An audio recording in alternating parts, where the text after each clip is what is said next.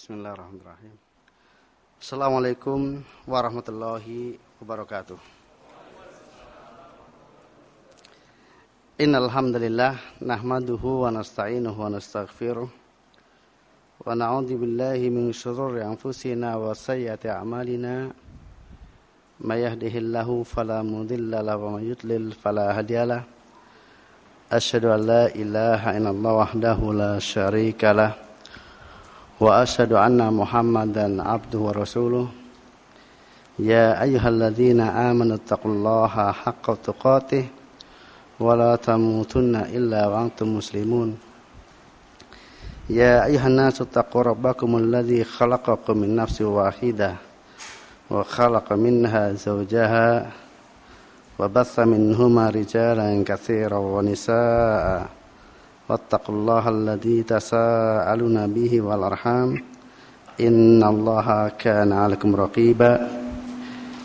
Ya ayyuhalladzina amanu taqullaha wa qulu qawlan sadida yuslih lakum a'malakum wa yaghfir lakum dhunubakum wa may yuti'illaha wa rasulahu faqad faza fawzan 'azima. Amma ba'd. Ikhwani, ada akhwatnya? Wa akhwati fiddin, sallallahu alaikum, baik yang hadir di Masjid Amikom ya, dan juga yang ada dari para pendengar Radio Islamic Center Binbas melalui internet. Rahimani wa rahmatullah. Alhamdulillah, puji syukur kita panjatkan kehadirat Allah SWT atas segala nikmat dan karunia-Nya yang Allah anugerahkan kepada kita semuanya dari berbagai macam kenikmatan, baik nikmat yang lahir maupun yang batin, nikmat-nikmat duniawi maupun nikmat-nikmat diniyah, dan semoga Allah SWT menjadikan kita menjadi bagian dari hamba-Nya yang pandai bersyukur. Amin ya rabbal alamin. Ikhwah fiddin, sallallahu alaikum.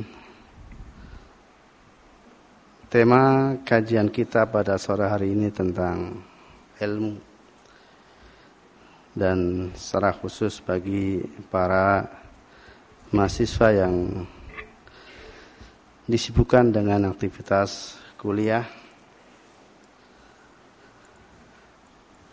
Dan semoga apa yang saya sampaikan nanti bisa bermanfaat, bisa memberikan motivasi bagi kita semuanya untuk lebih berilmu. Amin. Ikhwafin rahimani wa rahmatullah. Ada dua bagian yang ingin saya sampaikan. Mungkin pertama terkait dengan materi ya. Kemudian yang kedua mungkin bagi tukar pengalaman ya, karena kita sama-sama mengawali dari bangku kuliah. Mana yang dulu yang antum pilih? Materi atau bagi-bagi pengalaman? Pengalaman. Ya, pengalaman sambil nanti di sela-selanya ada materi motivasi, mudah-mudahan. Ya, ikhwan rahimani wa rahmatullah. Saya datang ke Jogja dari kampung yang sangat terpencil di salah satu desa yang dikelilingi oleh sawah kanan kirinya, sehingga penduduk di kampung saya mungkin cuma 25 keluarga. Kakak, dengan jauh dari sampai hari ini pun masih seperti itu ya. Dan di antara tanda saking terpencilnya, tidak ada satupun warung di kampung saya ya. Dan siapapun coba jualan mesti akhirnya tidak berjalan karena nggak ada yang beli gitu, nggak ada warung makan satupun sampai sekarang juga Ya. Satu desa itu, bukan satu kampung.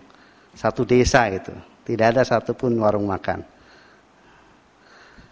Itu indikasi bahwasanya itu desa yang sangat terpencil ya.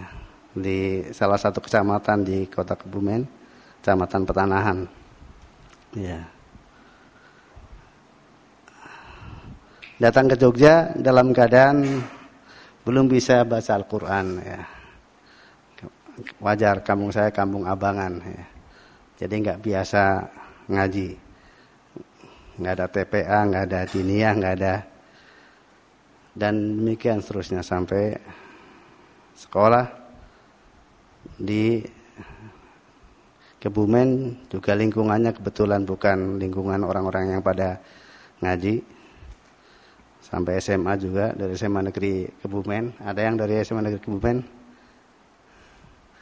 Ada sini? Tidak ada? Ya.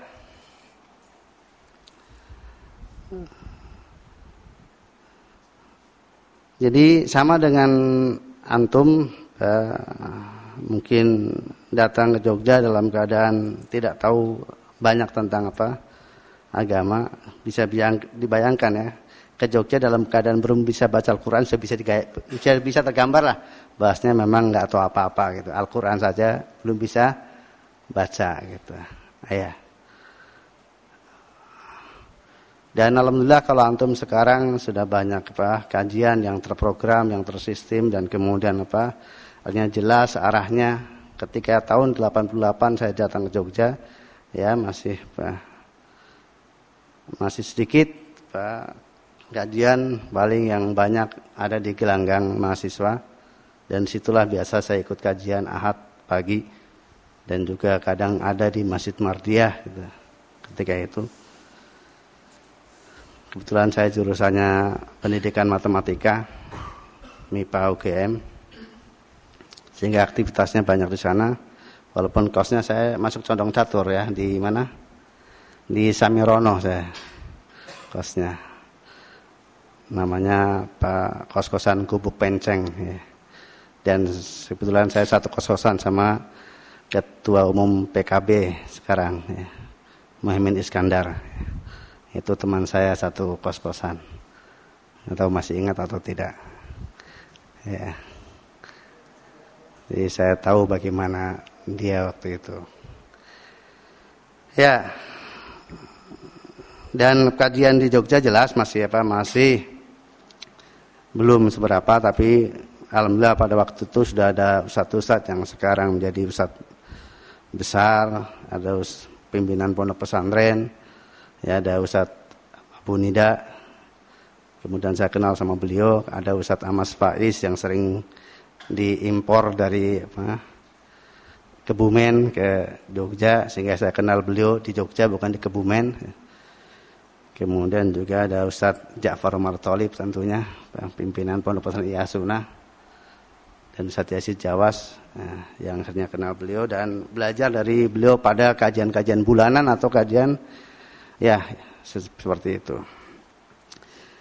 Ya, ikhwan rahimani warahmatullah, berangkat dari ketidaktahuan dan bahwasanya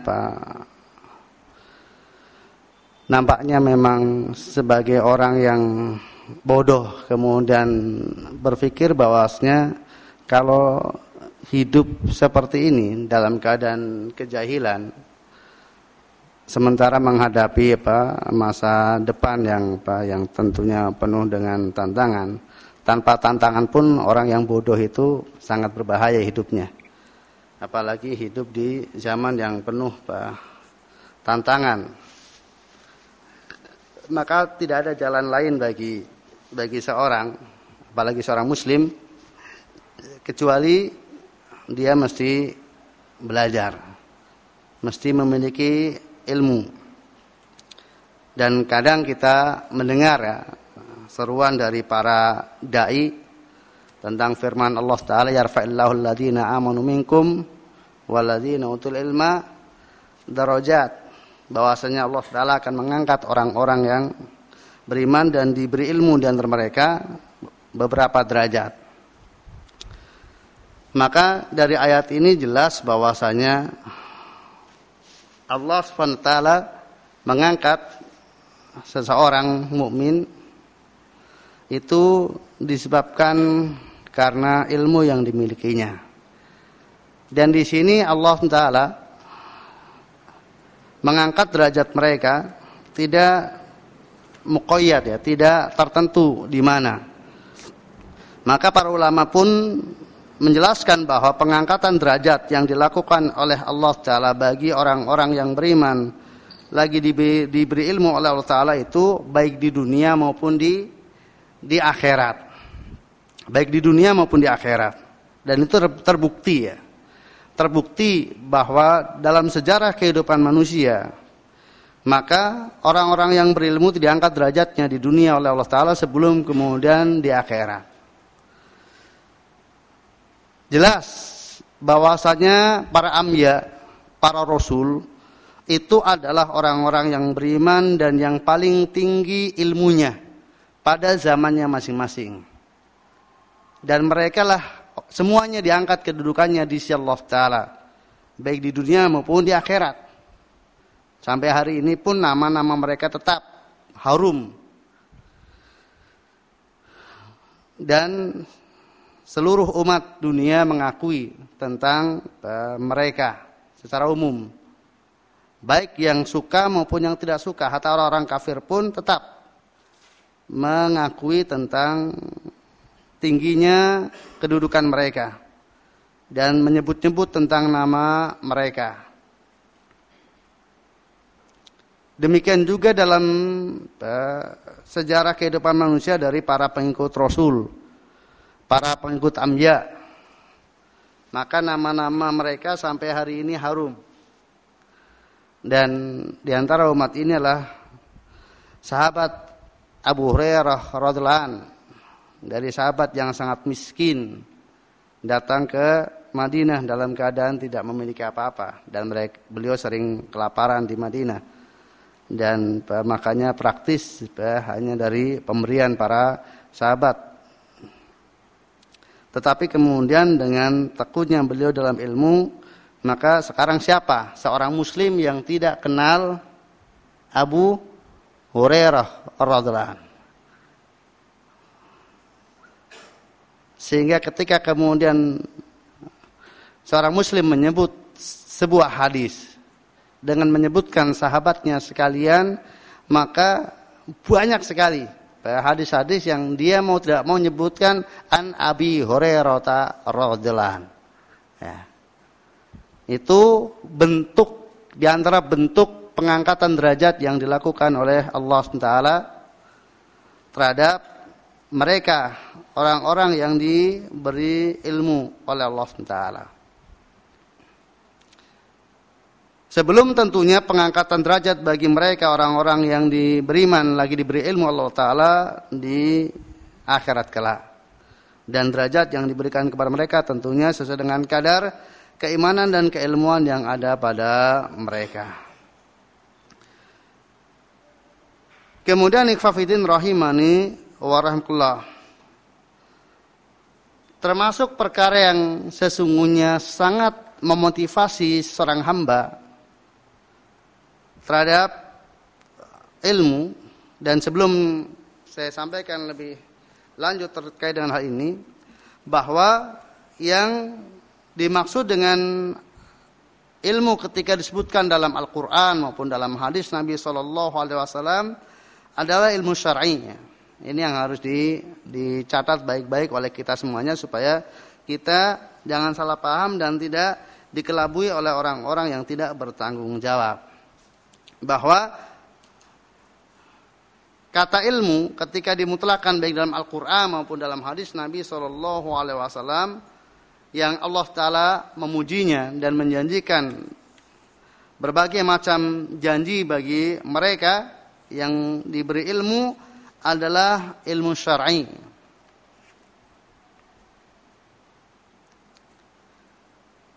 Sehingga keliru kalau kemudian seseorang membawa dalil-dalil yang berbicara tentang ilmu itu kepada ilmu secara umum.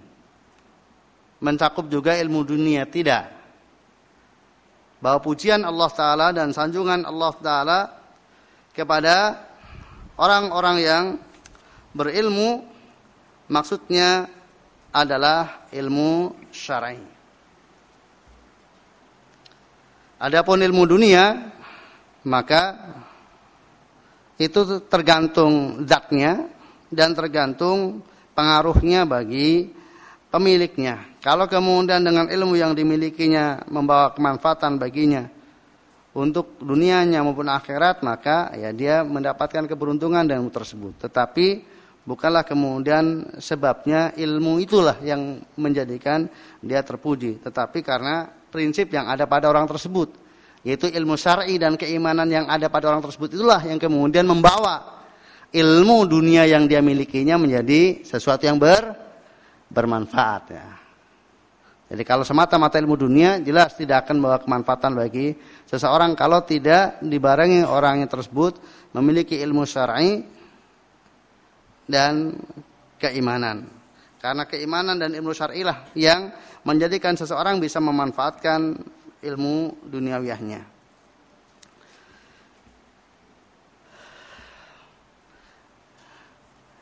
Ya, termasuk yang sangat memotivasi seorang hamba untuk kemudian dia menuntut ilmu adalah hadis Nabi SAW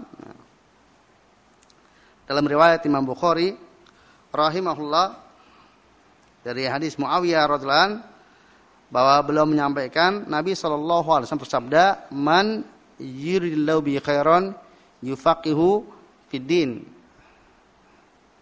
Barang siapa yang Allah kehendaki padanya kebaikan, maka Allah jadikan dia orang yang faqih dalam din. Ini cermati baik-baik hadis ini.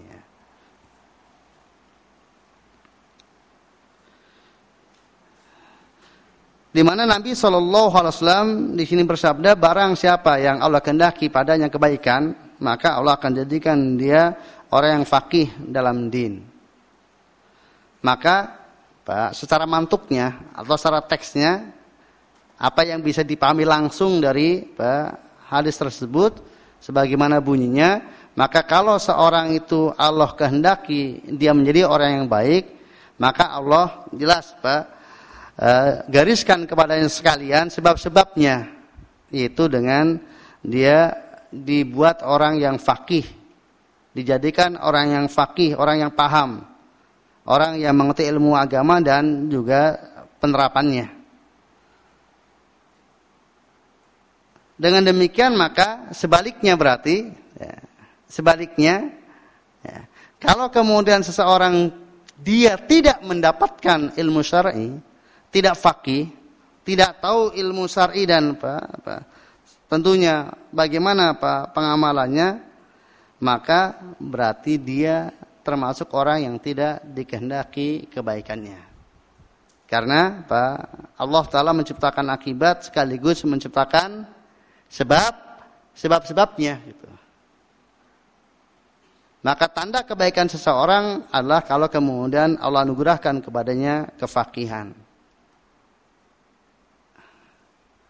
Nah, maka ini semestinya memotivasi kita semuanya.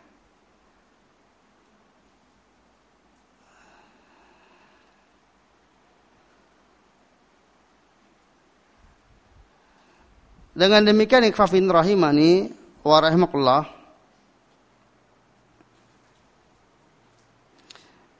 maka ketika Imam Ahmad rahimahullah ditanya tentang alamat orang yang ikhlas di dalam belajar, itu apabila dia niatnya adalah untuk raf'ul jahl an nafsihi wa an ghairihi, yaitu apabila tujuannya adalah untuk menghilangkan kejahilan dari dirinya dan juga untuk menghilangkan kejahilan dari orang lain. Itu indikasi seseorang itu adalah dia ikhlas dalam menuntut ilmu.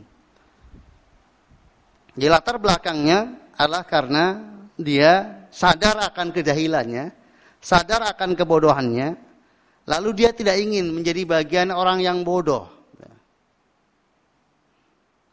Maka itu yang memotivasi dia untuk belajar. Karena dialah bodoh.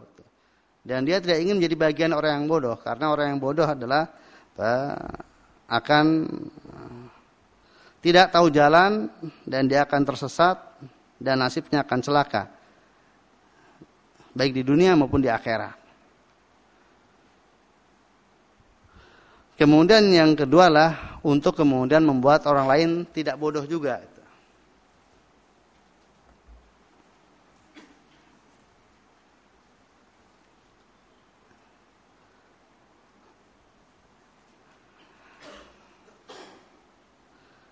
Nah, mudah-mudahan kita semuanya dikaruniai keikhlasan oleh Allah Ta'ala dalam menuntut ilmu. Sehingga bahwasannya karena sesungguhnya ilmu itu bisa dikejar oleh siapa saja yang memang mengejarnya, dan tidaklah bahwasanya ilmu itu dikejar di satu tempat tertentu atau dengan torekoh yang tertentu yang harus sama semuanya. Tetapi yang paling pokok adalah bagaimana orang tersebut di dalam mengejarnya, mencarinya. Maka ikhwafin rahimani warahmatullahi, saya sampaikan kepada antum semuanya bahwa dimanapun kita berada dan apapun status kita, maka ilmu itu insya Allah kita bisa dapatkan asal kita itu bersungguh-sungguh. Jadi kita itu jujur dengan diri kita bahwasanya kita butuh. Dan mudah-mudahan antum semuanya termasuk yang bagian dari itu.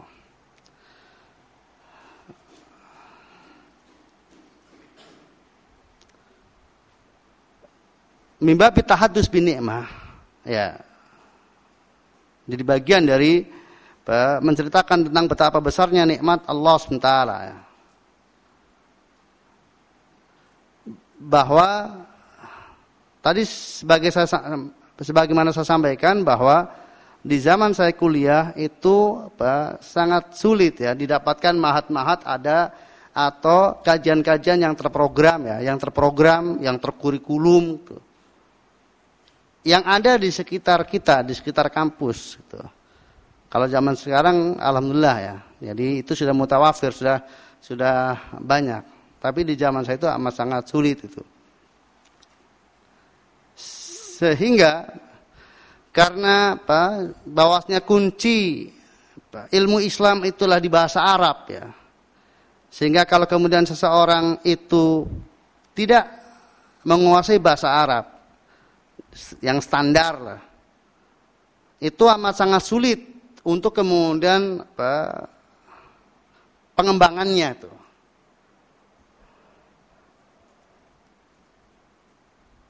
Walaupun kemudian terjemahan banyak, tetapi pengaruhnya beda antara apa yang dibaca dari buku-buku terjemahan dengan dari buku-buku asli.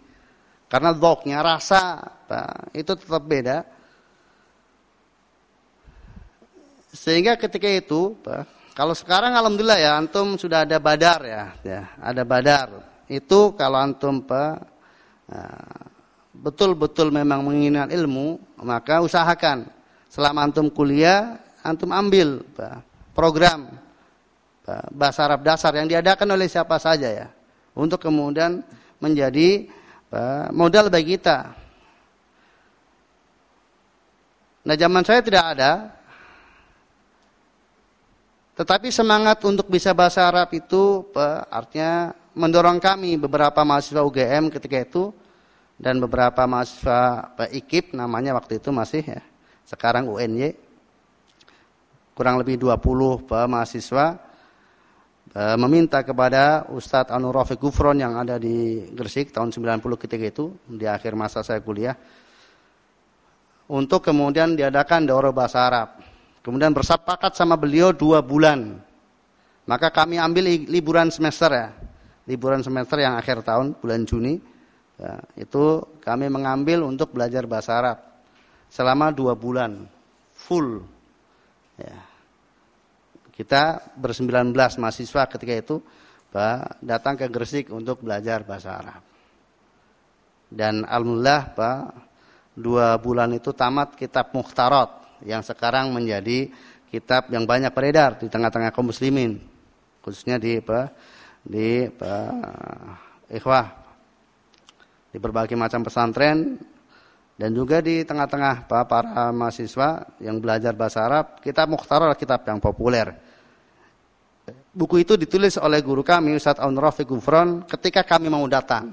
Jadi memang itu buku ditulis untuk persiapan daurah. Maka ketika itu masih lembaran fotokopian, belum selesai. Sehingga di tengah-tengah karena diajarkan selama 1 bulan sudah habis, kemudian beliau setiap malam ngetik, kemudian paginya dibagikan. Hasil ketikan itu menyempurnakan buku itu, pagi dibagikan terus begitu. Yang kemudian sekarang alhamdulillah menjadi buku setelah melalui revisi, sehingga menjadi buku yang bermanfaat bagi kaum muslimin di berbagai macam belahan negeri Indonesia. Itu adalah awalnya untuk kami, kurang lebih 19 atau 20 mahasiswa UGM dan IKIP. Nah, dari modal itulah yang betul-betul saya pribadi tentunya yang baru saja lepas dari kebodohan membaca Al-Quran, baru bisa setelah 1 tahun di sini langsung belajar bahasa Arab, boleh dikatakan nol putul kalau dalam bahasa Jawanya, tidak tahu apa-apa. Tetapi setelah belajar itu maka saya optimis, kalau ini bahasa Arab makin selesai bisa. Ya. Kalau bahasa Arab seperti ini, karena metode pengajarannya yang Masya Allah ya Ustaz Rafiq Gufron, ya ketika beliau kuliah di Arab Saudi pun juga diminta untuk ngajar bahasa oleh orang-orang Saudi ya, mahasiswa sana yang oleh masyarakat sana yang ya untuk nahu sorofnya. Maka kalau demikian bahasa Arab insya Allah saya bisa. Maka selesai dari Gresik pun dengan terlalu pedenya, saya pulang ke Petanaan, saya kumpulkan beberapa pemuda di teman saya, belajar bahasa Arab nih sama saya gitu. Ya, modal 2 bulan. Ya. Saya ajak mereka, saya kumpulkan belajar bahasa Arab. Ya, taklid sama mukhtar aja, diktekan gitu. Ya, ada beberapa pemuda ketika itu mau secara serius, walaupun tidak tamat, biasa. Ya, dan alhamdulillah, artinya dengan modal 2 bulan itu menjadi modal dasar yang sangat besar untuk kemudian pada akhirnya bisa. Maka ya dengan PD-nya kemudian beli Sahih Bukhari, Sahih Muslim gitu.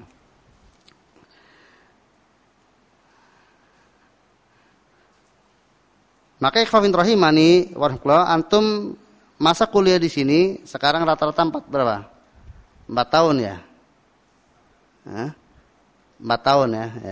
Ya. Jadi jangan pulang dari Jogja kecuali setelah megang bahasa Arab gitu. Ya. Ya. Terserah bagaimana caranya. Pokoknya jangan pulang dari Jogja kecuali bahasa Arab itu di tangan gitu. Dan hal itu sudah diperoleh oleh kakak-kakak antum, pendahulu-pendahulu antum ya. Yang mereka ketika di Jogja itu dalam waktu kuliahnya yang 4 tahun itu satu diantaranya lah bahasa Arab itu kepegang. Ya. Dan saya bersyukur kepada Allah Taala dan amat sangat bersyukur ketika kemudian sebagian murid saya, tentunya juga murid asatidz yang lainnya, yang secara tekun ketika itu belajar, ketika saya masih aktif ngajar di Ma'had Ilmi gitu. Sekarang saya sudah punya pondok pesantren gitu. Seperti Muhammad Abdul Tausikal ya. Itu jelas yang di antara yang sangat tekun ketika itu belajarnya dan bahasa Arab kepegang, kemudian beliau ke Saudi juga ngambil S2 tekniknya. Sekalian juga sambil belajar ke mas saya, kemudian sekarang pulang sudah buka pondok pesantren. dan diantaranya juga mantan mahasiswa ya walaupun nggak selesai, tapi dengan mantan mahasiswa UGM tapi sekarang mahasiswa S3 ya di Madinah, Ustadz Firanda Andirja, jelas itu ya dari boleh dikatakan dari nol gitu, duduk belajar gitu. Walaupun keluar dulu dari UGM masuk ke pondok kami waktu itu Jamilur Rahman, dan dia belajar dan sekarang ya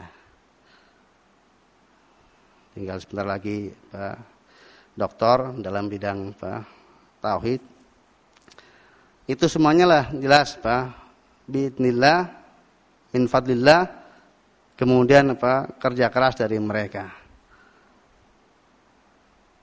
Dan mungkin sama prinsipnya, pokoknya selama di Jogja itu ya bahasa Arab harus ya, antum harus punya azam ya. Itu ditekadkan ya. Jangan meninggalkan Jogja kecuali bahasa Arab sudah di tangan, karena itu adalah untuk tadi kita mengetahui ilmu lebih banyak lagi. Nah, ikhwafin rahimani wa rahimakumullah, di samping apa yang disampaikan oleh Nabi sallallahu alaihi wasallam, man yuridillahu bi khairan yufaqihu fid din, itulah sesuatu yang mesti sangat besar memotivasi bagi kita. Karena tadi sudah ambil saja kesimpulan untuk diri sendiri. Dengan hadis itu, ambil kesimpulan untuk diri kita sendiri. Jangan pernah mengaku orang yang akan menjadi orang yang baik kalau kemudian menuntut ilmu aja tidak. Ya. Klaim apa yang akan melandasi kita? Bahwa saya adalah orang yang baik insya Allah. Saya bisa menjadi orang yang baik insya Allah. Walaupun saya bukan orang yang faqih dalam din. Apa dasarnya? Berbeda kalau kemudian saya bisa menjadi orang baik insya Allah. Dengan sebab Allah menjadikan saya orang yang faqih dalam din. Maka harus ada kadar tertentu. Dan yang namanya ilmu yang fardu ain bagi setiap individu mesti diketahuinya adalah ilmu yang akan dia gunakan untuk kesehari-hariannya. Sehingga berbeda antara satu orang dengan orang yang lainnya. Maka orang sesungguhnya bisa dianggap orang yang faqih dalam masalah din, minimal dia tahu yang fardu ain baginya. Itu sudah mencapai derajat yang standar. Bukan yang faqih dalam din harus seorang ulama, seorang dai yang berceramah di sana, bukan itu standar orang yang faqih. Minimal orang bisa dikatakan faqih kalau kemudian dia tahu tentang hukum terkait dengan perbuatan yang dia perbuat untuk dirinya sendiri. Sehingga aktivitas yang dia lakukan sehari-harinya dalam 24 jam, dia tahu apa hukumnya. Gitu. Ini boleh atau tidak boleh. Mana yang wajib dia kerjakan dan mana yang haram dia kerjakan.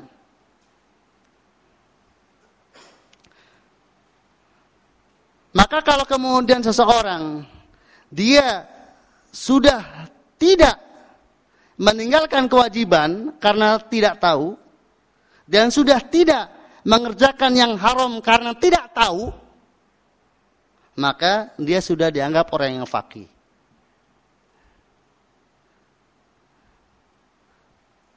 Karena kalau kaitannya dengan kemudian yang kepentingan orang lain, ini sudah bisa dikatakan fardu kifayah. Yang bisa jadi fardu ain untuk orang tertentu. Tapi secara umum, yang kaitannya dengan kepentingan orang lain, apa yang diperbuat orang lain, itu bukan fardu ain bagi orang lain. Yang fardu ain bagi tiap orang adalah apa yang menjadi kebutuhan sehari-hari, baik kaitannya ketika dia bermuamalah dengan Allah SWT, maupun kaitannya ketika dia bermuamalah dengan sesama. Nah sekarang tanyakan kepada diri kita. Setiap aktivitas yang kita lakukan,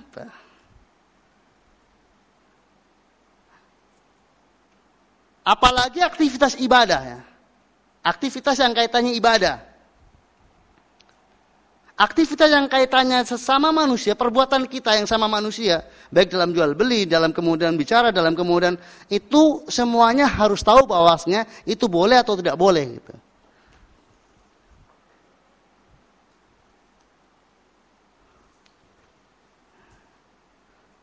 Termasuk nyukur rambut kan itu. Misalnya. Walaupun ini urusan dunia ya, cukur rambut. Tetapi tidak kemudian setiap cukur rambut itu boleh gitu. Maka kalau kemudian seseorang misalnya mencukur rambutnya dan kemudian misalnya yang ini set habis, kemudiannya sini ada, nah, karena tidak tahu berarti dia belum menunaikan yang wajib bagi dia gitu. Dalam urusan apa tadi kesehariannya gitu. Belum tuntas ilmunya yang wajib. Karena dia masuk dalam perangkat yang dilarang. Dalam wilayah yang dilarang oleh syariat. Yang namanya khoza. Termasuk berpakaian. Ada pakaian yang dilarang secara syar'i. Walaupun secara umum orang berpakaian ya bagaimana urfnya. Gitu. Tidak terlarang sama sekali orang berpakaian sebagaimana pakaian keumuman masyarakat di mana dia tinggal. Selama yang tidak dilarang oleh syariat. Ya. Jadi pada asalnya pakaian itu bebas, berpakaian apa saja. Selama yang tidak diperintahkan secara khusus dan selama yang tidak dilarang secara syariat. Nah, karena di sana ada pakaian yang terlarang, ada pakaian yang diperintahkan.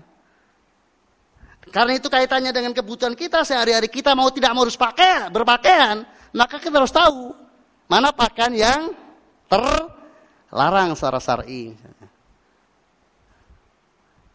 Sebelum itu, kalau kemudian kita tidak memiliki ilmu tersebut, berarti ada fardu ain yang belum kita tunaikan.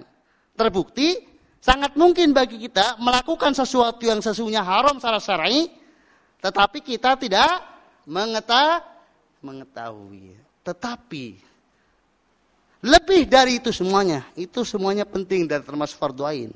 Yang lebih fardu ain adalah yang tersimpan di dalam hati kita. Kaitannya dengan keyakinan Rabb kita.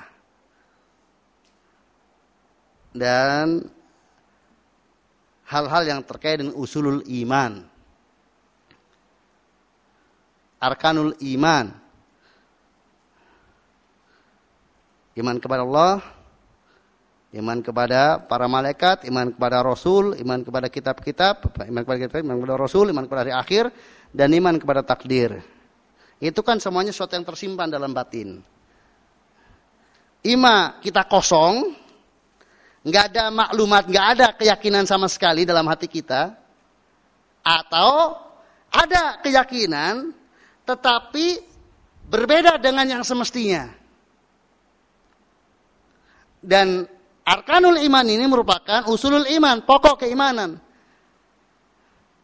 Maka seseorang tidak akan pernah dikatakan orang yang benar imannya kalau kemudian di dalam 6 hal ini dia tidak benar.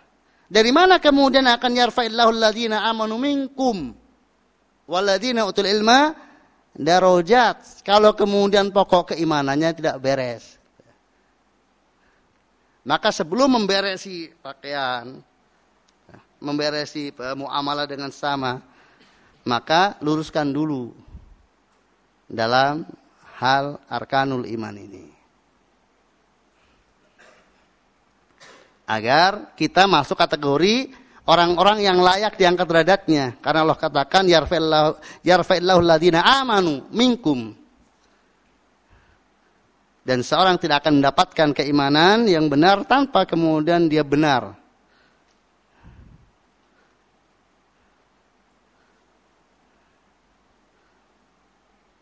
Ikhwafin rahimani warahmatullah.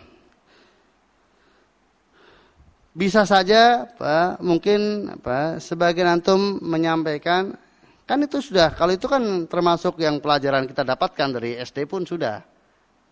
Nah, tentang iman kepada Allah, iman kepada itu pelajaran yang sejak SD kita dapatkan. Justru karena kita dapatkan sejak kecil itulah, dan ternyata apa yang kita dapatkan sejak kecil itu tidak sebagaimana yang semestinya.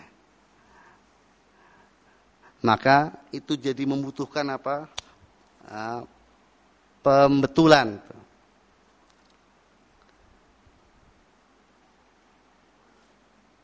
Karena yang namanya di dalam ilmu itu ada global dan ada perincian.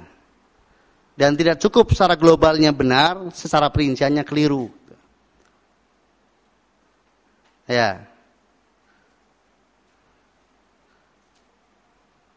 Kalau kemudian masalah zahir saja, yang jelas kedudukannya tidak lebih penting dari apa yang dalam batin, masalah keyakinan, itu Nabi SAW tekankan, "Shollu kama ra'aitumuni usolli." Salatlah kalian sebagaimana kalian melihat aku salat. Khuddu anni manasikakum. Ambillah dariku manasik haji kalian. Nyontek Rasulullah SAW. Apalagi yang menjadi dasarnya, yaitu akidahnya, keyakinannya, maka itu mimbabil aula. Itu lebih-lebih.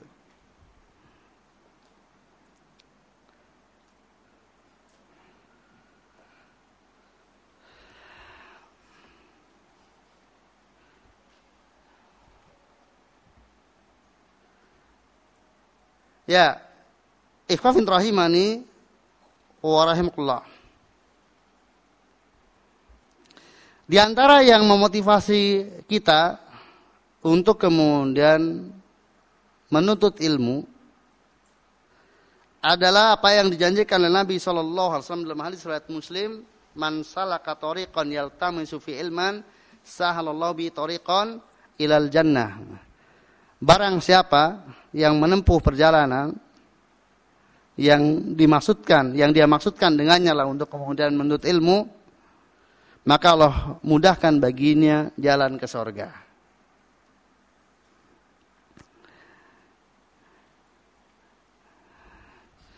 Maka dari hadis ini, fafin rahimani warahmatullah,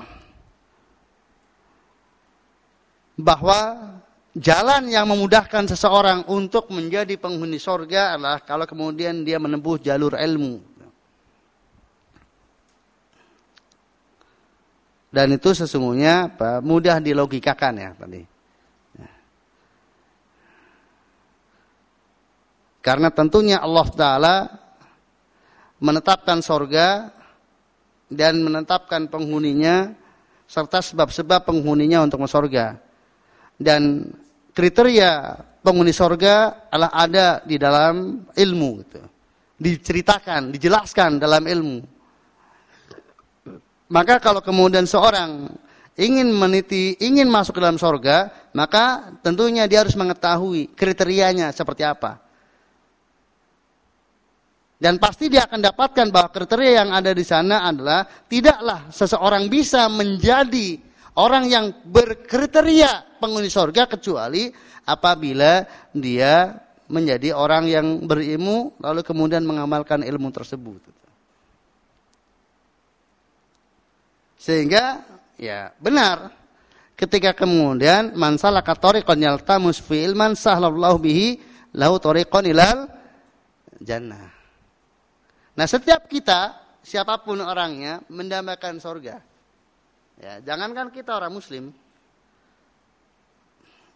orang kafir pun, mereka pun mendambakan surga.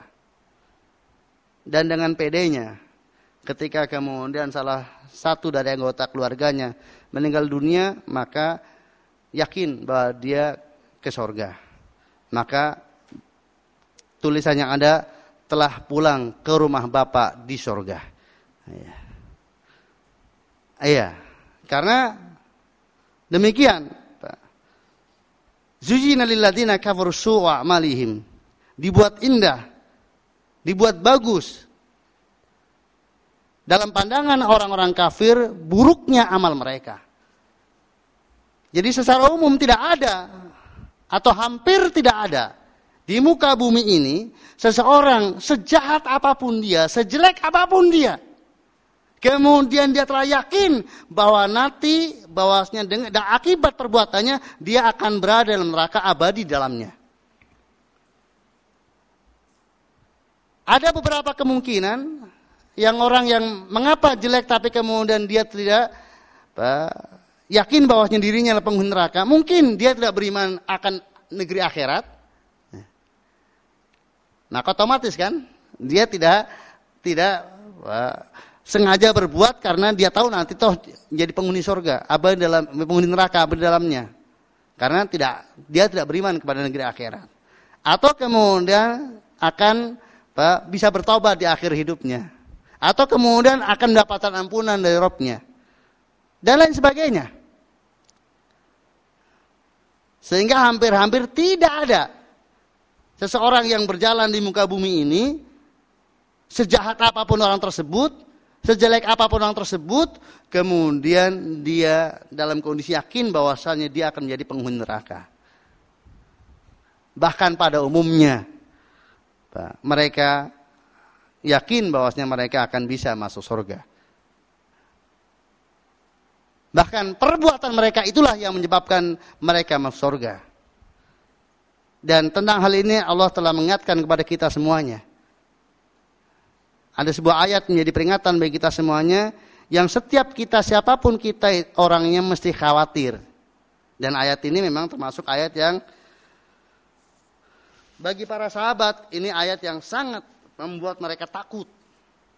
Di mana Allah Ta'ala berfirman, Qul, dalam surah Al-Kahfi ya, Qul, hal nunabbiukum bi akhsarina a'mala, alladzina dhalla sa'yum fil hayatid dunya, wa hum yahsabuna annahum yuhsinuna sun'a. Katakan, maukah kami beritahukan kepada kalian orang-orang yang paling merugi amalnya? Orang yang beramal tapi dia yang paling ruginya. Siapa mereka? Alladzina dhalla sa'yuhum fil hayatid dunya. Yaitu orang-orang yang ketika di dunia salah jalan. Ketika di dunia salah jalan dia. Tidak benar jalan hidupnya. Wa hum yahsabuna annahum yuhsinuna sunnah. Sementara mereka menyangka bahwa mereka adalah orang-orang yang telah berbuat baik. Orang-orang yang baik jalannya, orang-orang yang baik perbuatannya, orang-orang yang baik amalnya. Ayatnya ada, orangnya pasti ada. Gitu. Karena Allah menyampaikan kepada kita pemberitaan tentang orang yang paling merugi nanti di akhirat.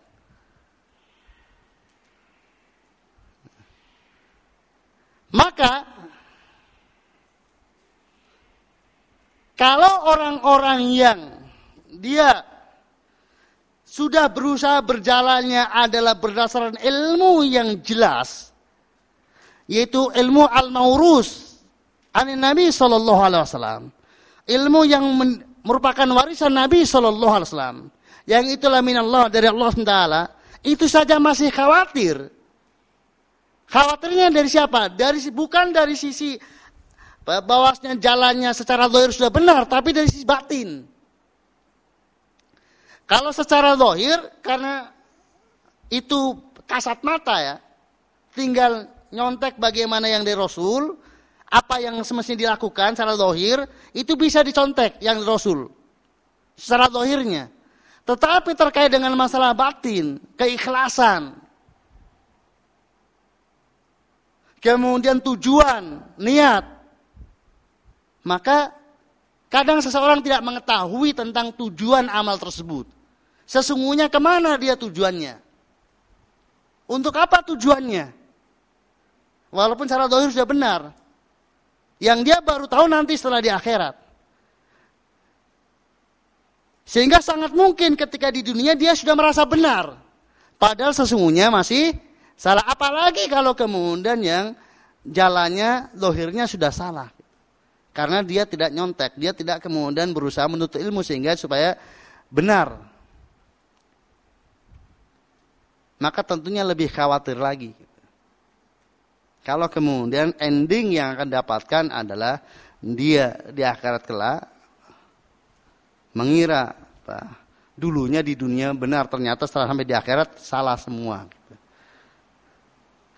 Nah, untuk memperkecil kondisi seperti itu, karena kita tidak tahu siapapun kita orangnya, kecuali setelah di akhirat kelak. Tetapi untuk kemudian membuat kita relatif lebih nyaman, adalah setidak-tidaknya kita berusaha untuk yang kita bisa ketahui dari si zahir. Benar dan tidaknya amal kita secara zahir. Sah dan tidaknya amal kita secara zahir. Secara pandangan syar'i, kalau saya berbuat seperti ini benar atau tidak? Hukum syar'inya itu bagaimana? Dinilai benar atau tidak? Maka setidak-tidaknya kita sudah nyicil yang secara zahirnya. Tinggal mengolah batin kita.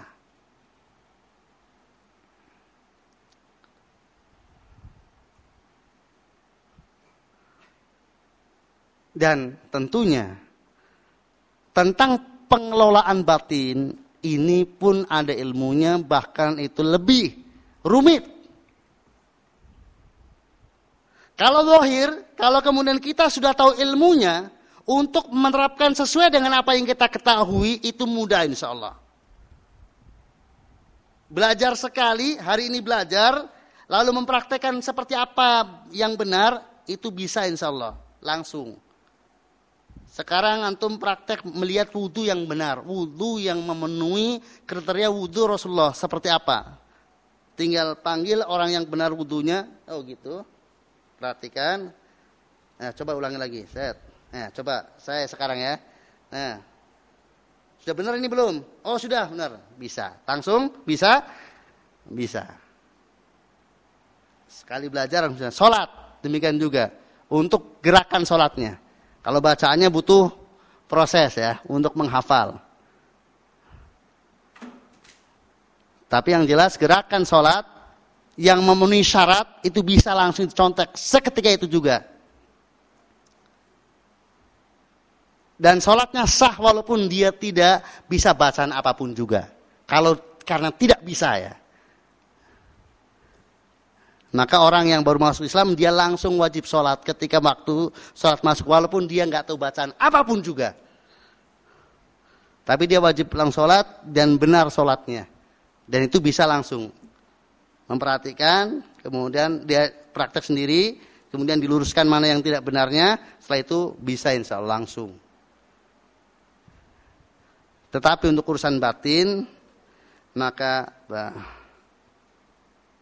itu diketahui kadang butuh proses, untuk mengetahuinya relatif lebih, untuk memahamkan ke dalam batin, apalagi untuk prakteknya. Ya. Kita belajar tentang sabar. Apa itu sabar? Kriteria orang yang sabar. Itu ya mungkin butuh beberapa waktu untuk kemudian paham. Betul, kriteria orang yang sabar seperti apa. Setelah kita paham prakteknya, bisa jadi setiap kasus kita tidak pernah sabar. Karena itu urusan apa?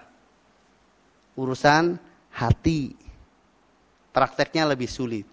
Maka Nabi SAW mengajarkan masalah hati itu sebelum kemudian masalah zahir. Itu 10 tahun lebih fokusnya masalah hati. Itu masalah akidah. Membenarkan keyakinan, meluruskan keyakinan. Agar memiliki prinsip yang benar. Memiliki keyakinan yang benar. Baru kemudian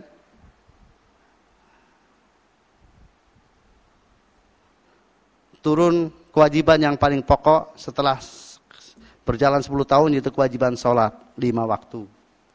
Baru kemudian syariat Islam yang lainnya ketika sudah hijrah di Madinah baru ditumpuk. Dalam 13 tahun itu adalah terkait dengan tadi syariat zahir secara keseluruhan. dominan waktunya untuk kemudian membenahi perkara yang batin.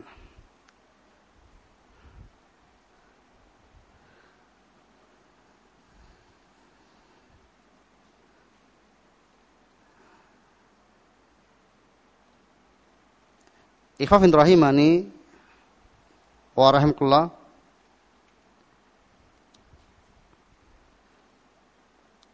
Sekali lagi bahwa di dalam kita belajar agar kemudian kita, jadi di antara yang membuat motivasi bagi kita adalah ketika nanti di akhirat bahwa ada orang-orang yang rugi, yaitu ketika dia mengira di dunia benar jalannya, sementara dunia salah. Dan tidak ada solusi yang bisa kita jalankan di dunia ini, kecuali minimal kita belajar untuk mengetahui jalan hidup kita secara zahir benar atau tidak. Demikian juga apa yang memungkinkan kita ketahui secara perasaan kita, secara dugaan kita dalam batin kita sudah benar atau belum secara keilmuan syar'i. Adapun hakikatnya, kalau zahir itu jelas bisa diketahui benar dan salahnya. Bisa dipastikan. Maka keliru kalau kemudian ada orang mengatakan bahwa tidak boleh kita menyalahkan apa yang diperbuat orang. Kita bisa menyalahkan yang diperbuat orang, itu salah. Itu benar, karena ada apa? Ada panduannya. Yang tidak boleh adalah yang ada dalam batin ikhlas atau tidak ikhlas. Termasuk yang dalam batin pun kita bisa menyalahkan. Dari si keyakinan. Asal orang menyebutkan apa yang kamu yakin dalam batin kamu. Seperti ini. Tentang Allah apa pendapatmu. Begini. Salah. Kita bisa mengatakan demikian. Karena ada apanya? Ada kriterianya. Ada patokannya. Ini loh kalau kemudian berbicara tentang Allah, ini Allah seperti ini.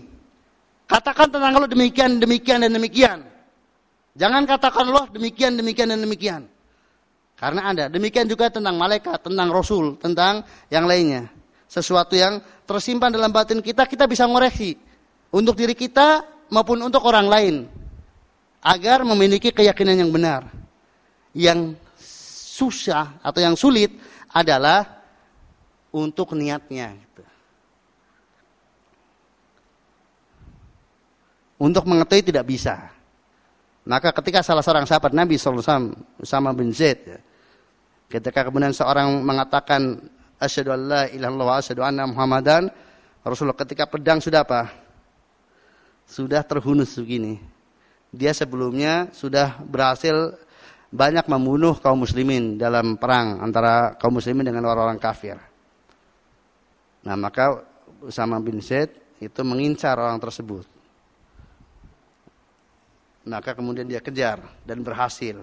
Tinggal pedang dihunuskan, dia asyhadu an la ilaha illallah wa asyhadu anna Muhammadar Rasulullah. Maka kemudian sekalian dibunuh. Mestinya belum berhenti. Tapi sekalian karena menduga dia tidak ikhlas. Karena baru saja kan dia jelas tadi, dalam perang dia banyak membunuh kaum muslimin. Dan kemudian setelah dikejar dia melarikan diri ketika sudah tinggal kemudian dia bersahadat. Jadi indikasi dia tidak ikhlas itu sangat besar itu. Indikasinya sangat besar itu. Dia tidak ikhlas sangat besar indikasinya. Sehingga langsung saja dibunuh dan itu Rasulullah marah besar. Dan Usama bin Zaid ketika beliau menyampaikan alasannya langsung asaqaqta sadrah. Apakah engkau telah membelah dadanya sehingga engkau tahu bahwasanya dia tidak ikhlas? Jelas. Usama bin Zaid tidak memiliki jawaban. Itu baru dugaan. Maka itu terasa betul teguran keras Nabi SAW. Dan beliau sangat menyesal atas perbuatan tersebut. Tapi kalau kemudian masalah keyakinan itu keliru, keyakinan keliru bisa diketahui. Dan bisa disalahkan dan bisa dihukum jika telah Ada penguasa yang berwenang dengan kekuasaan yang sah. Maka antum lihat bagaimana orang-orang Khawarij yang mereka memiliki keyakinan yang keliru. Padahal kalau kemudian dilihat keyakinan kelirunya tidak sebesar keyakinan keliru yang ada pada orang-orang hari ini dari mereka yang menisbahkan Islam. Tapi bagaimana Ali bin Abi Thalib bersepakat dengan para sahabat untuk memerangi mereka. Demikian juga tentang Rafidhah. Para sahabat dengan waktu Ali bin Abi Thalib sepakat dengan para sahabat untuk kemudian memerangi mereka. Bahkan kemudian menghukum mereka dengan hukuman yang sangat keras, yaitu mereka dibakar. Kaum Rafidhah yang mempertahankan Ali bin Abi Thalib radhiyallahu. Itu kesalahan jelas. Keyakinannya jelas, walaupun berangkat dari keyakinan tapi jelas. Sesuatu yang dalam batin jelas. Maka kita pun hari ini bisa untuk menyatakan keyakinan seorang itu salah atau benar berdasarkan sumber yang pasti, yaitu Al-Quran dan As-Sunnah. Jadi bukan sebagaimana dinyatakan oleh sebagian orang, kita tidak boleh menyalahkan orang lain. Masing-masing punya dasar, tidak. Ada standar dasar.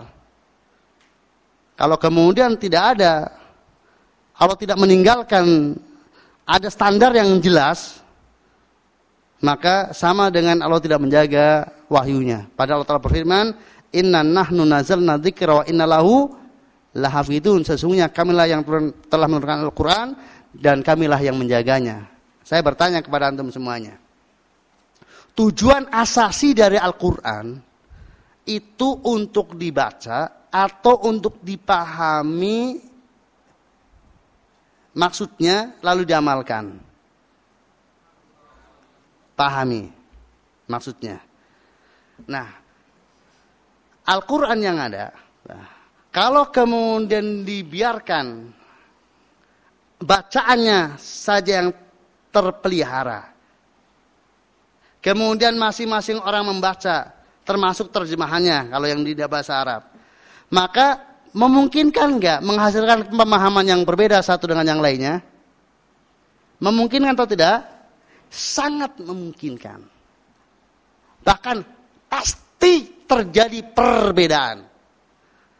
Dan perbedaan yang terjadi pasti diantaranya adalah perbedaan yang tidak mungkin dikompromikan. Maka sudah merupakan konsekuensi bahwa ketika Allah menurunkan Al-Quran pasti sekaligus juga penjagaan Al-Quran itulah penjagaan maknanya. Jadi apa yang dimaksud oleh Al-Quran tersebut, yang benarnya seperti apa, itu pasti terjaga sampai yaumul qiyamah. Gitu. Inna nahnu nazzalna dzikra wa inna lahu lahafidun. Karena al-dzikr ya lafadznya dan maknanya sekaligus. Al-Quran itu lafadz dan maknanya. Maksudnya. Justru yang paling asasi dari Al-Quran itu apa? Maksudnya. Yang sebagai petunjuk hidup. Kalau lafadznya tidak menjadi petunjuk hidup. Kalau orang baca Al-Quran saja tanpa paham maknanya, maka Al-Quran itu tidak menjadi petunjuk hidup baginya. Hudal lil muttaqin, hudal lin nas. Maka orang mendapatkan petunjuk Al-Quran, bimbingan hidup dari Al-Quran karena makna yang terkandung di dalamnya, maksudnya. Nah, yang maksudnya itulah yang dijelaskan oleh Rasulullah Sallallahu Alaihi Wasallam dan sudah dipahami oleh para sahabat Nabi Sallallahu Alaihi Wasallam. Maka mau secara logika, mau secara syar'i, maka yang benar itu adalah apa yang telah dipahami oleh para sahabat Nabi Sallallahu Alaihi Wasallam. Yang kepada mereka Al-Quran diturunkan oleh Allah Taala, atau turunnya Al-Quran lah di masa mereka, untuk kemudian disampaikan kepada seluruh umat manusia. Ya, kita punya waktu sampai jam berapa untuk tanya jawab?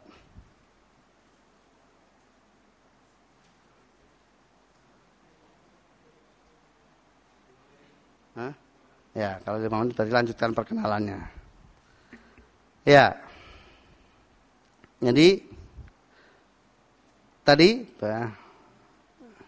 berangkat dari sama seperti antum dari bangku kuliah.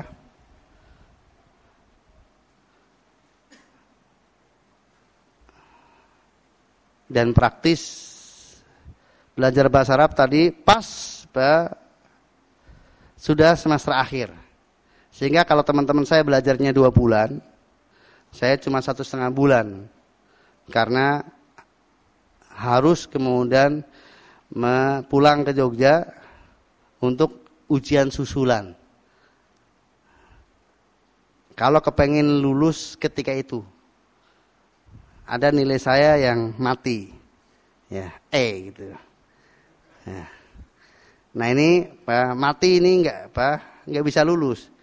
Cuma kampus ada kebijakan, kalau E-nya cuma 1, itu bisa kejar. Maka saya ditelegram oleh teman saya yang ada di sini, pengen ujian nggak? Pulang kalau pengen ujian. Saya langsung pulang, tinggalkan teman-teman yang masih setengah bulan berjalan. Saya pulang, kemudian ujian. Ngambil 3 mata kuliah sekaligus, karena 1 E sekalian sama memperbaiki yang DD gitu. Karena saya salah jurusan ya. Saya sesungguhnya nggak bisa matematika. Gitu. Saya secara orang itu mungkin lebih bahasa, saya lebih ini. Gitu. Karena ketika saya mengambil jurusan bahasa di sekolah saya, peminatnya cuma 4 orang, sehingga nggak jadi, ditutup gitu. Mau ngambil kimia lebih parah lagi, nggak sanggup. Biologi kimia nggak. Maka ya udahlah, saya A1 aja gitu. A1. Nah karena sudah, maka ya setiap pekan 6 jam, 9 jam gitu. Saya bukan bidang saya. Tapi karena sudah A1 ya gimana lagi, kuliah ya mau nggak mau. Ngambil biologi nggak berani, apalagi fisika nggak berani. Ngambil bahasa sudah hancur-hancuran udah. Akhirnya sudah ngambil pendidikan matematika aja. Gitu. Sehingga pas-pasan. Ya, sudah kemudian alhamdulillah lulus tahun itu juga tahun 91. Maka sambil menunggu wisuda, saya berangkat lagi ke Gresik untuk mondok. Ya, baru berjalan 2 bulan, ada masalah di rumah, saya pulang ke Kebumen. Sampai di Kebumen ditawari oleh guru saya, suruh nikah. Ini, aduh, ada akhwat yang butuh ditolong katanya, gini. Aduh, suruh jadi pahlawan. Akhirnya dan qadarullah ketika saya bilang sama orang tua, kok ya boleh gitu maksudnya. Sudah akhirnya saya 19 November itu wisuda, 19 Desember saya nikah. Status saya masih santri Gresik. Maka barang-barang saya masih di Gresik. Akhirnya saya sama istri ngambil barang-barang saya, pamitan, saya udah nggak mondok lagi. Udah habis itu mau nggak mau kerja. Saya waktu itu saya itu ikatan dinas ya, ikatan dinas. Dan ada screening. Pertanyaannya tentang nasionalisme. Nah sudah ngaji, ya sudah, berbagai macam yang terkait dengan ideologi negara dan sebagainya, otomatis nggak sinkron. Akhirnya ya kebetulan juga sih alhamdulillah saya nggak diangkat. Maka ijazah saya masih di UGM. Ya, saya punya ijazah fotokopian. Karena pasti sudah yang dibagi fotokopiannya bukan aslinya, dan nggak pernah saya ambil sampai sekarang. Masih aslinya saya nggak punya ijazah. Adanya fotokopi.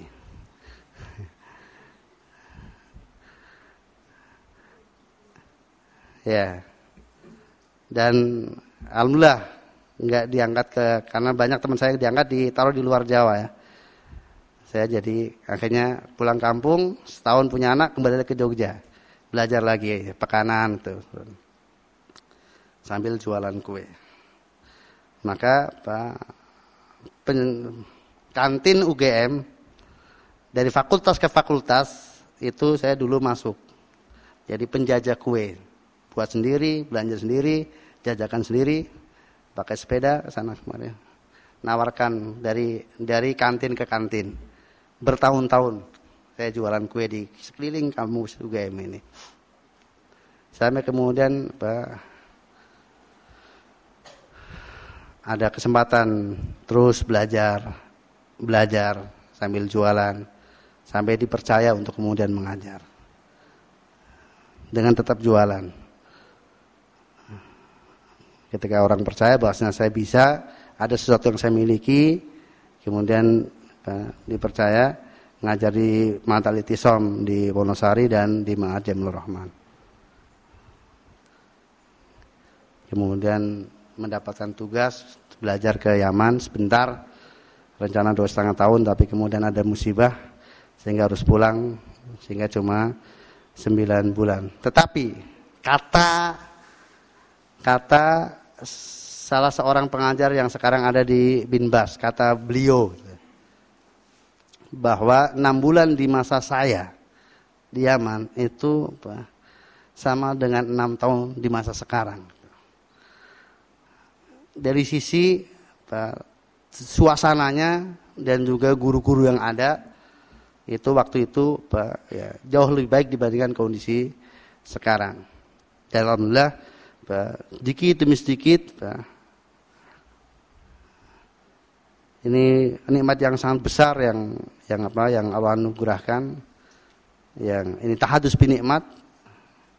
Ya, saya sekarang sudah punya anak 8, alhamdulillah.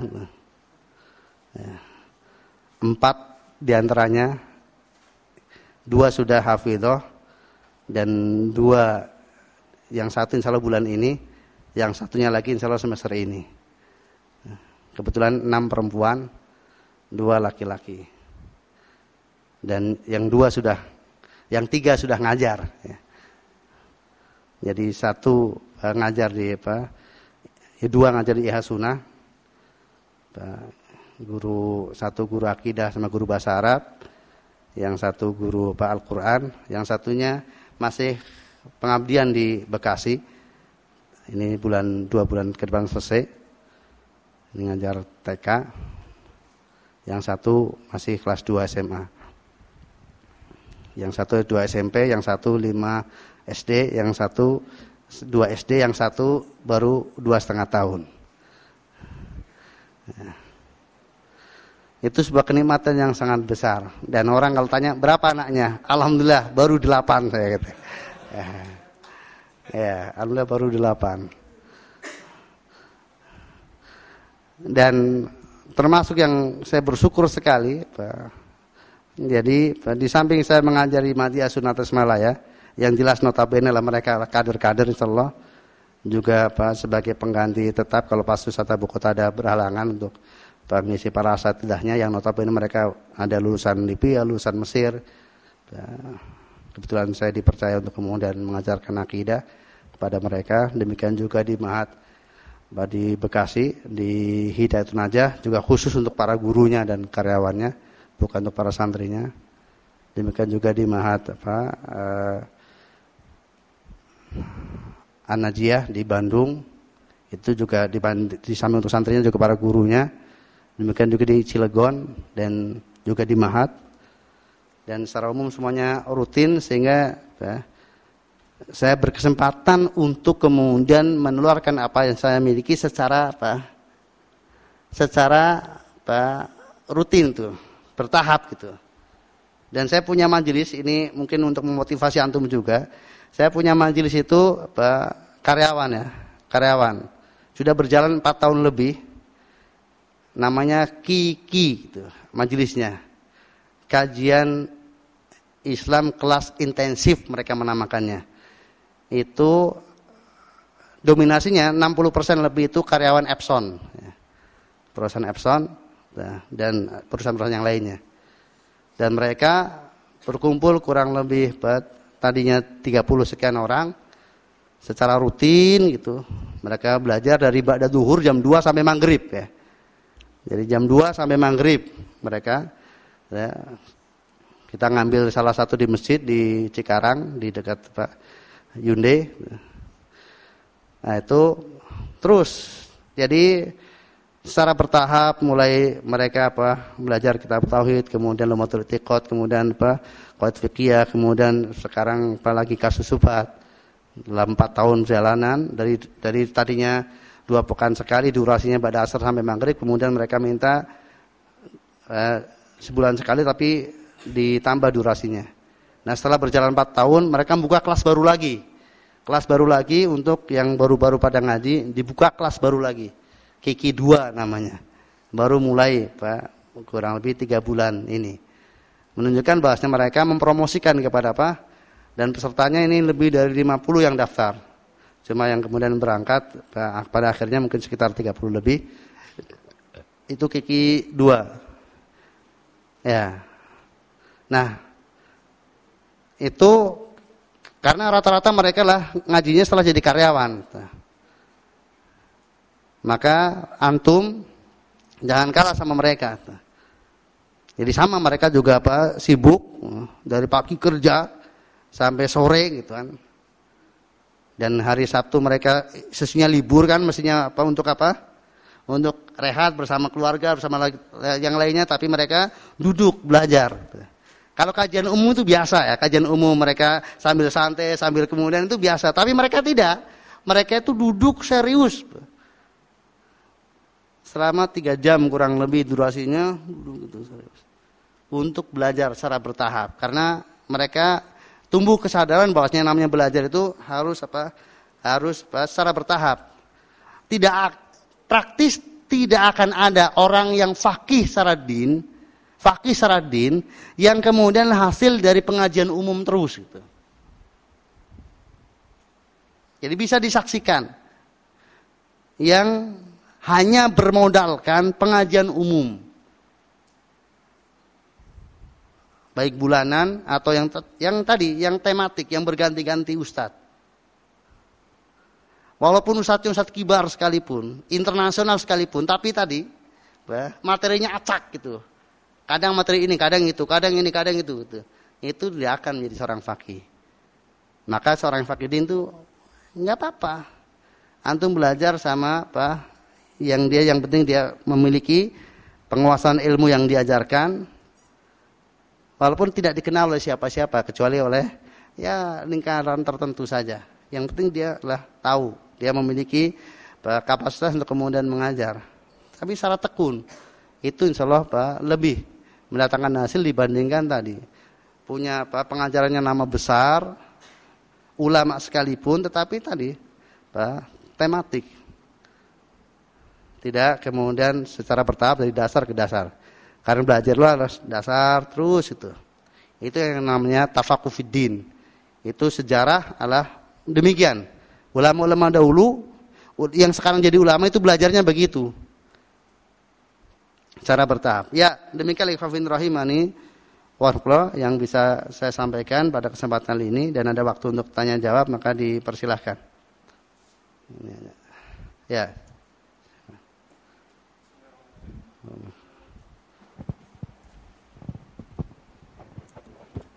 Bismillahirrahmanirrahim. Nama saya Tri, mau bertanya. Tadi kan dari awal Ustadz menceritakan masa lalu Ustadz ya, semenjak dari berangkatnya dari Kebumen ke Jogja dan daftar di UGM. Nah, di situ Ustadz bercerita bahwa dulu background Ustadz itu dengan kebodohan Ustadz yang nggak bisa baca Rukan, maaf. Tapi hingga saat ini Ustadz mungkin menjadi pengajar materi agama yang subhanallah, yang luar biasa. Nah, di situ saya melihat ada potensi bagi teman-teman semua, mahasiswa semua, potensi yang sama seperti Ustadz. Dari kebodohan dan ketidaktahuan tentang agama, dan teman-teman berangkat ke Jogja untuk kuliah, yang notabene teman-teman semua itu berniat untuk kuliah saja, hanya mengejar IPK atau semacamnya gitu. Nah, di situ saya bertanya kiat-kiatnya bagi semua teman-teman yang sekarang mahasiswa, mungkin dari ilmunya yang sangat kurang gitu kan dari sebelum dia datang untuk kuliah atau menjadi mahasiswa, sehingga teman-teman bisa menjadi seenggaknya kayak Ustadz sekarang gitu, paham tentang agama gitu. Ya. Terima kasih.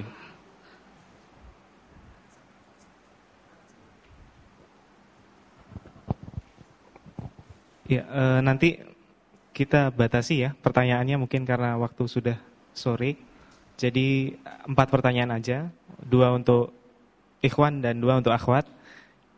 Yang akhwat mungkin nanti bisa ditulis di kertas, bisa dikasih ke panitia akhwat. Iya. Berarti saya tadi kebanyakan ya waktunya. Ya. Silakan, Pak.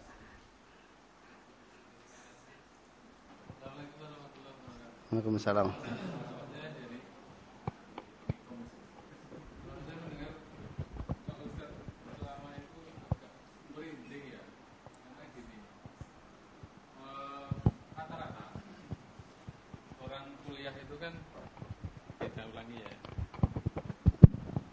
Saya mendengar ceramah Pak Ustadz itu agak merinding gitu ya, luar biasa. Rata-rata kan orang kuliah itu kan kalau hanya kuliah saja itu kan bahasa kita ndonyom plisih itu, serano liyane gitu. Nah, tetapi ini kan sudah berjalan ya. Nah, bagaimana supaya apa yang kita lakukan masuk ke dalam area yang masuk itu, orang yang berilmu diangkat derajatnya. Karena mindset kita itu kan orang berilmu memang akan diangkat derajatnya. Ya, rata-rata seperti mindset ini. Nah, saya jadi agak galau ini tadi, luar biasa. Bagaimana supaya yang kita lakukan itu tidak sia-sia, artinya perkuliahan kita selama ini tidak sia-sia. Terima kasih. Ya, ikhwan rahimani warahmatullah. Jadi untuk pertanyaan yang pertama tadi, bahwa sebenarnya tidak punya kiat tertentu ya. Jadi itulah kalau saya sendiri adalah mengalir. Tapi ada satu tadi, bahwasanya ya tadi berangkat dari sisi bahwasanya kalau kemudian kita hidup di dunia dalam keadaan kita tidak tahu ilmu agama, terus bagaimana nasib kita gitu aja. Jadi mudah-mudahan ini benar, karena tadi sebagian saya sampaikan kita nggak tahu persis apa yang dalam hati kita, tapi secara perkiraan mudah-mudahan begitu, bahwasanya ya keinginan untuk kemudian menyelamatkan diri dari kejahilan itu. Nah, maka insya Allah itulah yang kemudian menjadikan seorang itu kemudian ya belajar, sehingga kesempatan yang memungkinkan untuk kemudian diambil agar kemudian dia bisa belajar diambil dengan tetap sesuai dengan kadar pertimbangannya masing-masing. Setiap orang itu berbeda, bahwa dia dengan belajarnya bisa berjalan, dan apa yang semestinya memang dia butuhkan untuk kepentingan duniawiyahnya dalam batas yang mungkin dia butuhkan itu bisa berjalan. Nah, saya teringat persis bahwasanya ketika kemudian saya berangkat ke Jogja, karena ketika itu saya ditawar oleh kakak saya untuk kemudian ke Jakarta dan disediakan rumah, kemudian disiapkan untuk kemudian tempat yang untuk saya ngajar. Saya pikir Jakarta bukan tempat yang aman untuk kemudian saya bisa menjaga agama saya. Saya putuskan saya ke Jogja saja.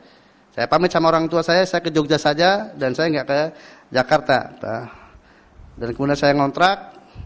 Kemudian saya cuma punya yang penting sehari bisa nabung Rp1.000. Karena kontrakan waktu itu cukup 300.000 setahun ketika itu satu rumah ya. Yang penting saya bisa nabung Rp1.000 sehari dari usaha saya, itu saya insya. Saya bilang sama orang tua saya, kalau saya gagal setahun ke Jogja, saya setahun di Jogja gagal, saya pulang ke kampung. Maka saya bawa anak, istri dan adik saya ke Jogja. Kemudian saya usaha keluar sambil terus Waktu itu Pondok Jogja yang benar, yang lurus pemahamannya, ngajar satu-satunya cuma di Ihya Sunnah ya, di Negolan. Maka tadi saya pagi berangkat jualan ke toko, kemudian sampai sana jam 7 masuk belajar, kemudian habis zuhur pulang sambil melilingkan kue yang belum habis saya kelilingkan, termasuk ke mana Stekom itu yang steak di pojok sana, steak apa yang di jalan mau ke ini yang di Monjali ke sana itu, Monjali ke utara itunya. Itu ada kampus pindahan dari ini. Dari dekat Jalan Solo itu pindahan dari sana.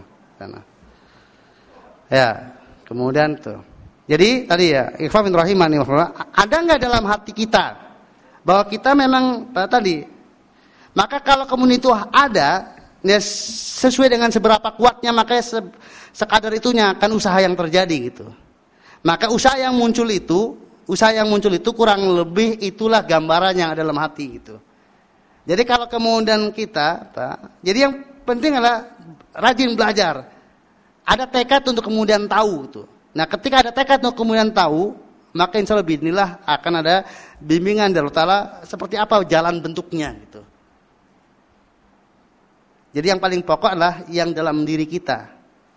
Wattaqullaha wa yu'allimukumullah. Bertakwalah kepada Allah, niscaya Allah akan ajarkan kepada kalian. Adapun bagaimana Allah cara menyampaikan kita kepada ilmu itu ada tersendiri yang masing-masing orang berbeda. Maka saya nasihatkan kepada antum, jadi kuatkan tekad untuk bahwasanya antum butuh tahu gitu. Nah, kalau antum jujur memang butuh tahu, Allah Maha tahu tentang apa yang dalam hati antum, maka akan dibimbing untuk kemudian menjadi tahu gitu. Tapi kalau kemudian ternyata antum tidak terbimbing untuk menjadi tahu, maka itu indikasi bahwasanya memang dalam hatinya tidak ada semangat yang kokoh untuk tahu gitu. Itu saja. Maupun kiat-kiat bagaimanapun juga, kalau kemudian dalam hati itu tidak ada kekuatan yang mendorong untuk kemudian pokoknya saya harus tahu. Saya tidak boleh hidup bodoh gitu. Saya harus tahu apa yang saya kerjakan di muka bumi ini benar atau salah, saya harus tahu. Dan gelisah kalau tidak tahu, itu insya Allah. Ya. Adapun apa yang kedua, maka begini Pak, bahwa setiap aktivitas kita itu adalah bisa menjadi ibadah. Ya.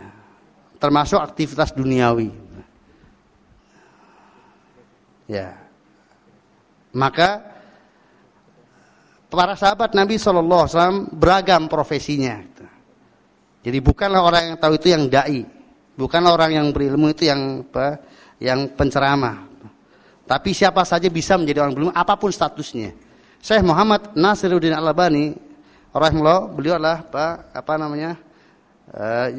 pekerjaannya adalah pembuat jam, memperbaiki jam tangan. Saya Mukbil bin Hadi Al-Wadi rahimahullah, dulu pekerjaannya adalah pembuat gerobak ini, gerobak untuk dorong bangunan itu.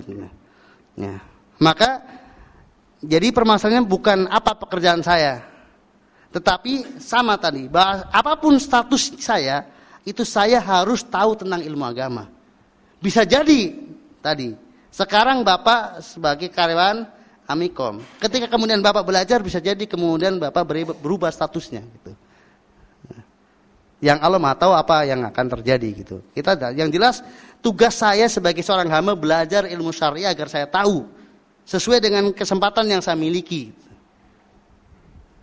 Adapun apa yang terjadi, maka kita serahkan saja kepada Allah Taala.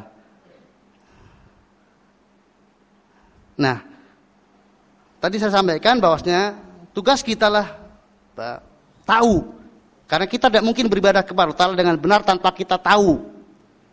Nah, kemudian kita berusaha semaksimal mungkin supaya kita bisa menjadi orang yang tahu dengan tetap status kita sebagai apa gitu. Sambil terus bisa jadi nanti ada jalan keluar yang kita ditakdirkan oleh Allah Ta'ala Berubah status kaitannya dengan tadi, kaitannya dengan tuntutan keilmuannya tersebut. Dan itu maka adalah nikmat yang sangat besar ya. Kalau kemudian misalnya orang melihat saya 20 tahun yang lalu, ya, maka yang dia tahu adalah saya penjual prol tape yang keliling ke sana kemari ke kantin. Ya. Dan saya pun tidak pernah berpikir, tidak pernah. Pokoknya saya cuma butuh tahu. Saya tidak pernah kemudian tergambar bahwasanya saya akhirnya ngajar di sebuah pondok pesantren. Kemudian dipercaya untuk kemudian mengajar di beberapa pondok pesantren. Tidak pernah, bayangan itu tidak pernah ada. Karena sehari-harinya yang penting saya harus belajar, kemudian keluarga saya bisa makan dengan jualan kue.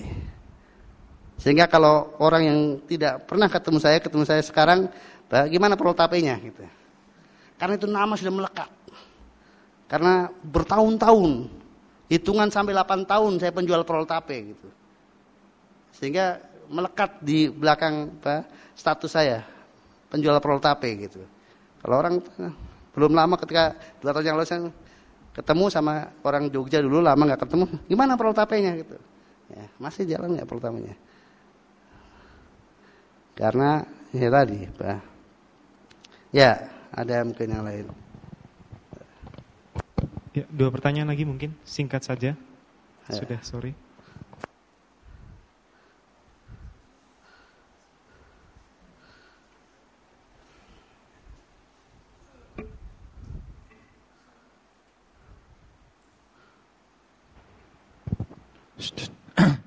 Assalamualaikum warahmatullahi wabarakatuh. Saya Muhammad Al-Fatih dari STIMIK Amikom Yogyakarta. Ingin bertanya, saya ingin bertanya tentang kondisi umat Islam saat ini tentang bahasa Arab. Kan kita telah tahu kalau bahasa Arab bukan bahasa yang penting kan bagi umat Islam, karena bahasa Arab itu dianggap penting karena 3 hal. Al-Quran bukan bahasa Arab, kemudian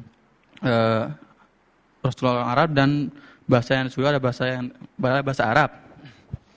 Dan kemudian dan kalau saya lihat saat ini, kenapa umat Islam saat ini lebih mementingkan gimana ya? Jadi umat Islam kayak melupakan bahasa Arab sebagai bahasa yang penting gitu. Jadi kalau saya lihat itu bahasa kayak bahasa Inggris itu mereka itu lebih dalam gitu mempelajarinya dibandingkan dengan bahasa Arab. Padahal bahasa Arab bukan bahasa yang penting, karena ketika kita mempelajari Islam, bahasa yang perlu kita pelajari adalah bahasa Arab, karena kalau kita belajar bahasa Arab itu susah mempelajari bahasa Islam. Jadi pertanyaannya adalah kenapa umat Islam saat ini tidak mau susah diajak dengan bahasa Arab. Ya, terima kasih. Ya, jadi itu sebenarnya kembalinya tadi, karena ada masalah yang mendasar bahwasanya pada umumnya orang hari ini a'rad anil din. Jadi orang pada umumnya hari ini berpaling dari ilmu din.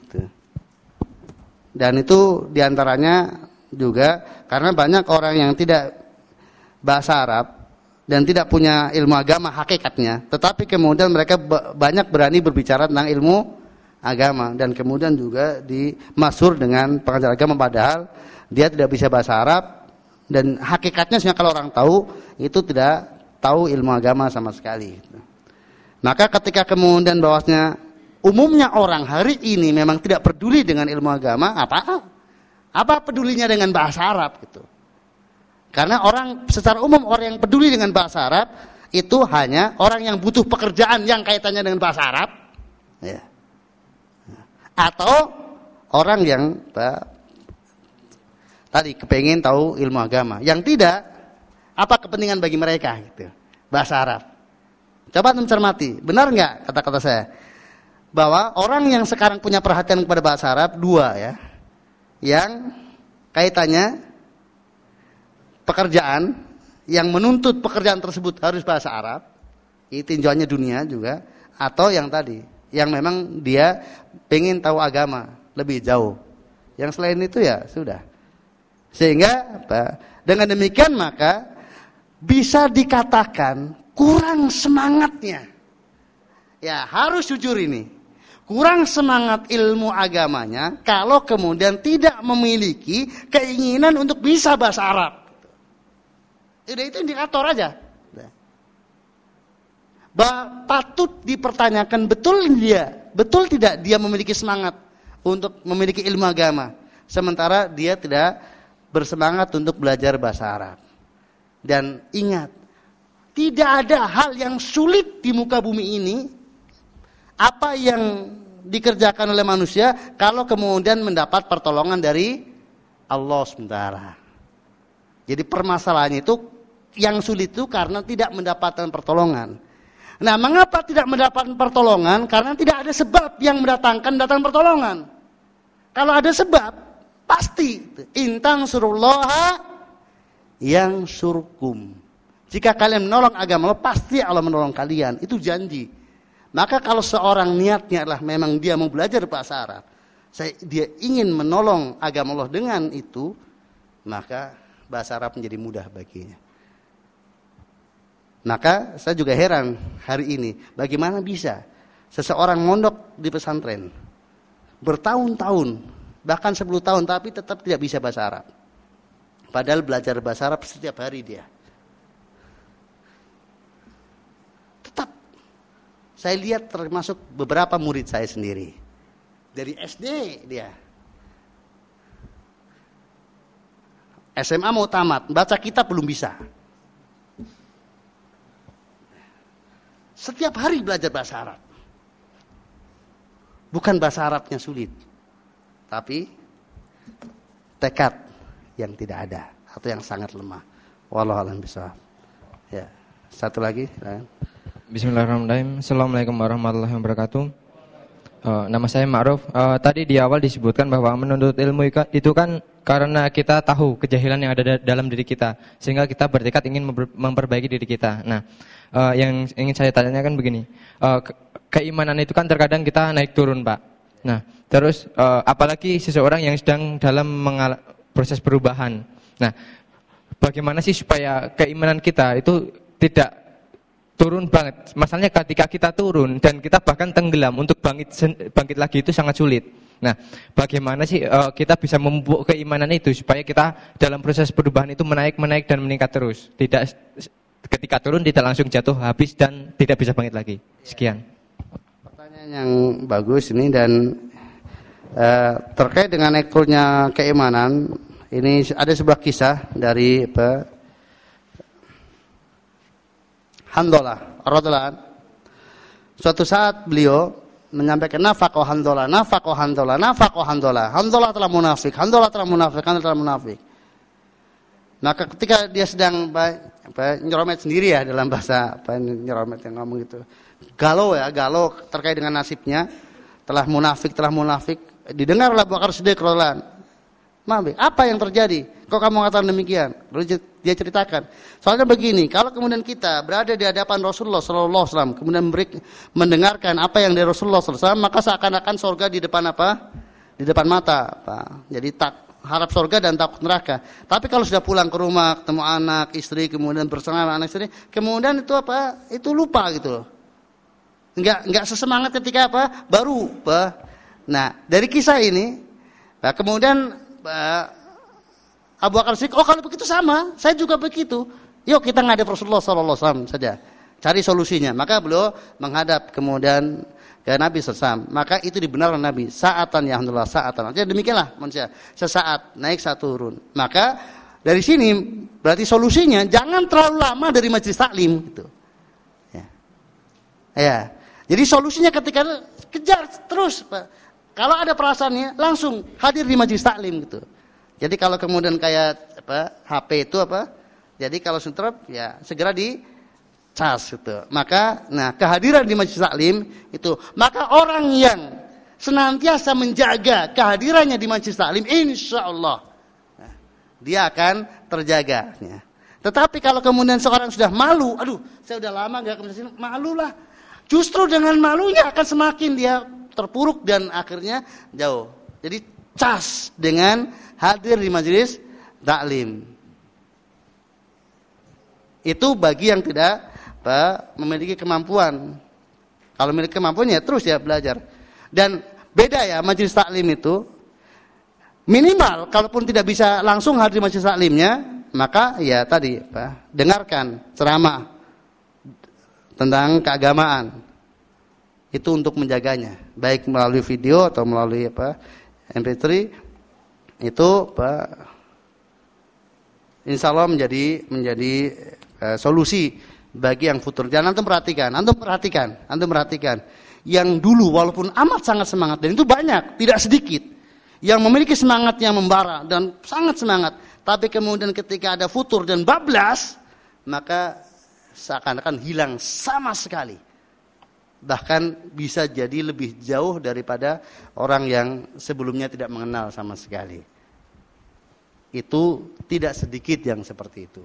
Bahkan di antara mereka ada juga yang mengenyam bangku kuliah di Madinah. Tapi setelah pulang ke Indonesia dan kemudian jauh dari kehidupan ini ya sudah. Itu mudah-mudahan apa yang bisa sampaikan. Ini apa?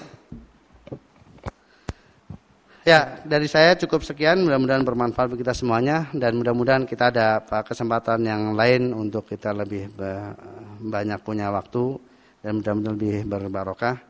Akhiru da'wana wa sallallahu ala nabiyyina wa ala alihi wasallam walhamdulillahirabbil alamin. Subhanakallahumma wa bihamdika asyhadu an la ilaha illa anta astaghfiruka wa atubu ilaik. Assalamualaikum warahmatullahi wabarakatuh.